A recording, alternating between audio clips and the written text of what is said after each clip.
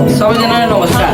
अब सामाजिक सञ्जालमा 2-4वटा झाँक्रीहरूको भिडियो हेरेपछि हाँस पनि उठ्यो।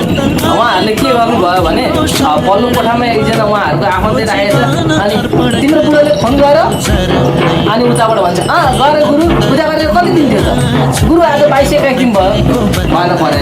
अब फेरि उताबाट अर्कोले भने गुरु मेरो त बुढोले फोन गर्यो मलाई त आयो भनेर फोन गर्यो भने त्यस्तो पनि हुन्छ र?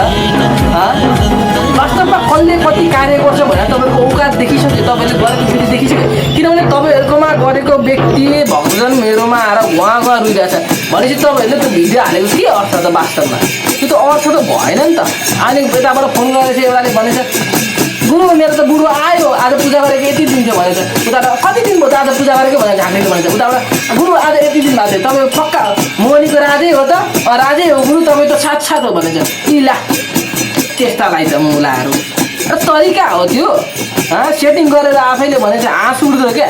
त्यो हाँस उठ्ने आफूले आफूलाई मजाको पात्र नबनाउनु न। तपाईँहरूको कमेन्ट खोलेर हेर्यो भने त गालीको बर्सात हुन्छ। अनि के को राजा कहाँको राजा? त्यो राजा मात्रै भएर भएन हो, 1-2जना छन् राजै छन् गर्नुभएको छ कार्य होइन। तर अहिले त जो पनि हेरौँ मोहनीको महाराजा अरे कालो वीरको महाराजा अरे बापरे बाप। वास्तवमा वीर के हो त भनेर उहाँहरूलाई सोध्नु, उहाँहरूलाई पनि थाहा हुँदैन यत्राको राजा के को राजा? राजा भनेछ कोही के भनेछ है, कोही म शक्तिशाली भनेछ गराएछ। लाज शरम लाग्नुपर्ने यार। जबकि उनीहरूको मन्दिरमा आउँदाखेरि चाहिँ भक्तजन उहाँ गएर रो र त्यो मन्दिरबाट चाहिँ अन्त जानु परेछ। अनि राजा जबकि भक्तजनको उद्धारै भएको छैन कुनै कुराको भनेपछि त्यसै राजा? पैसा खानमा त राजै हो।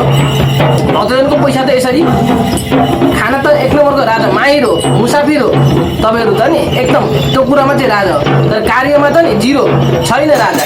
राजा पनि त छैन, केहीमा पनि छैन क्या। त्यही भएर अलिकति विचार पुर्याउनु होला क्या, भक्तजनको उद्धार गर्नु होला क्या। तपाईँले पैसा खाने भन्दा नि पैसा खानु क्या, खानु लाखौँ खानु करोडौँ खानु जेसुकै खानु मतलब भएन, तर भक्तजनको उद्धार हुन जरुरी छ। त्यही कारणले गर्दा सेटिङ गरेर आयो बुढो फलानु बुढो यो बुढो त्यो मान्छेलाई बेपकुफ नभन्यो भने कोही चाहिँ फेरि यसो गरेर हाल्छन् अन्डा घुमाएर यसरी अन्डा झुन्ड्याउँछन् त ड्याङ ड्याङ ड्याङ पार्छन्। सबैको आफ्नो आफ्नो सल्लाह होला, मार्केटिङ होला, ठिक छ गर्नु होला। अब भक्तजनहरू तपाईँहरू आफै सचेत रहनु होला। हस् धन्यवाद, जय शम्भू।